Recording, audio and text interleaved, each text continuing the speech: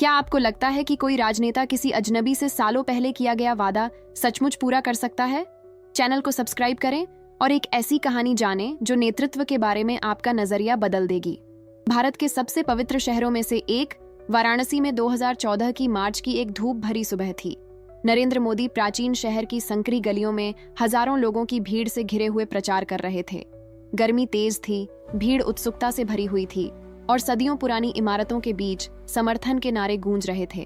उस समय प्रधानमंत्री पद के उम्मीदवार मोदी भीड़ के बीच से गुजर रहे थे, लोगों का अभिवादन कर रहे थे, हाथ मिला रहे थे और किसी भी राजनीतिक अभियान की तरह उनकी मिन्नतों और वादों को सुन रहे थे।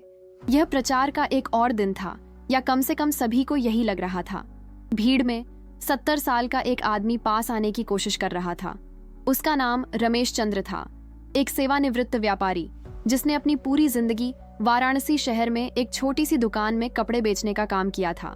रमेश अमीर नहीं था, उसके कोई राजनीतिक संबंध नहीं थे, वह प्रभावशाली नहीं था, वह बस एक साधारण नागरिक था जिसे कुछ जरूरी कहना था।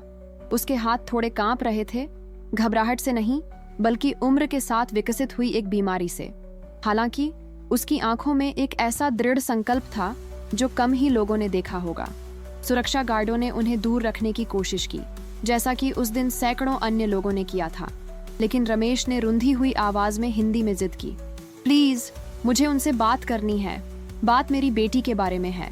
इन साधारण शब्दों ने मोदी के एक सहयोगी का ध्यान खींचा।